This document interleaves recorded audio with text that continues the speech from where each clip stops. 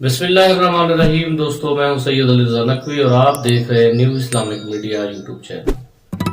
حضرت یوسف علیہ السلام کی جو ہمارے داستان چل رہی ہے، آج اس کی تیسری ایپیسوڈ ہے، اور میں بتانا چاہ رہا ہوں کہ یوسف کے بھائیوں نے یوسف کے ساتھ کیا سلوک کیا۔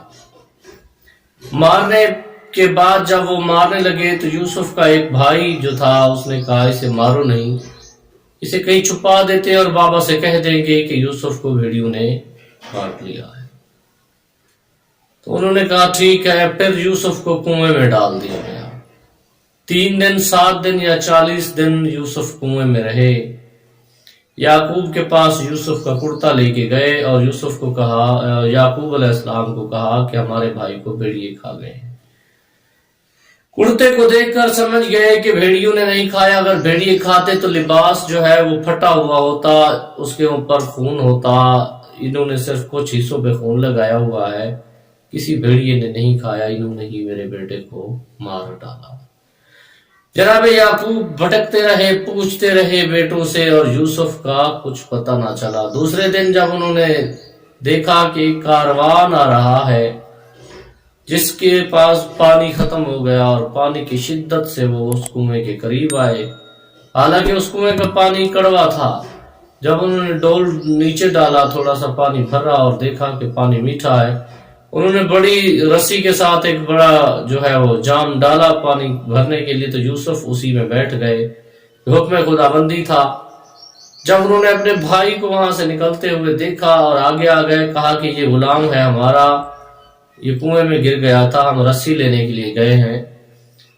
تو جناب یوسف نے بھی کہا ہاں میں ان کا غلام ہوں، اور انہوں نے کہا کہ میں یہ غلام بیچنا چاہتا ہوں۔ یوسف کے بھائیوں نے کہا مالک بن زار جو کہ اسماعیل علیہ السلام کی نسل سے تھا، جس نے خریدا، اس نے چند ایک درہم دیے اور یوسف کو خرید لیا، اور وہ مصر کی جانب روانہ ہو گیا۔ مصر جاتے وقت یوسف کے کئی معجزات اس نے دیکھے اور اس کے غلام نے بھی دیکھے، جو کہ مسلمان ہو گیا، لیکن وہ سمجھ نہیں پایا کہ یہ یوسف کون ہے اور یہ کیا کرتا ہے، کس کا بیٹا ہے۔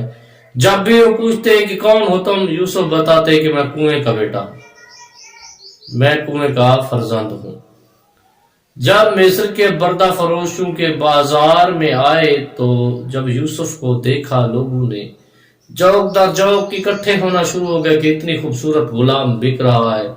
ادھر سے کاہنان معبد آمون جو کہ بت پرست تھے، بت خانے میں جو خدا تھے، جو ان کے گارڈ تھے، خداؤں کے جو حفاظت کرنے والے تھے، وہ بھی آ گئے۔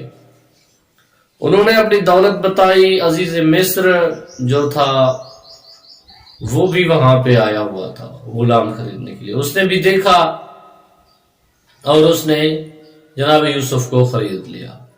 خرید کر وہ اپنی بیوی کے پاس لے آیا، کہا میری طرف سے یہ تمہیں تحفہ ہے، ہمارے پاس کوئی بچہ نہیں ہے تو یہ ہمارا بیٹا بن کے رہے گا۔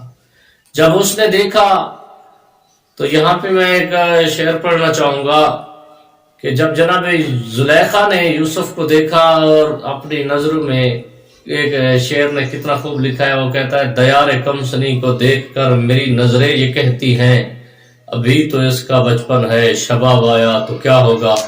تو اس نے کہا کہ میں نے اسے کہیں دیکھا ہے، پتہ نہیں عالم خواب میں یا کہیں۔ بہرحال یوسف کے دل میں اللہ نے رحم ڈالا، زلیخا کے دل میں، وہ اپنے بیٹوں کی طرح یوسف کی پرورش کرنے لگی، اور اسی طرح یوسف پروان چڑھنے لگا۔ اللہ نے یوسف کو علم اور حکمت عطا کی، جس سے یوسف ہر کسی کے دل میں اپنی جگہ بناتا گیا، اور مصر کے خداؤں کا یوسف شروع سے ہی مخالف تھا، اور وہ لوگ یوسف کو بھی اچھا نہیں سمجھتے تھے۔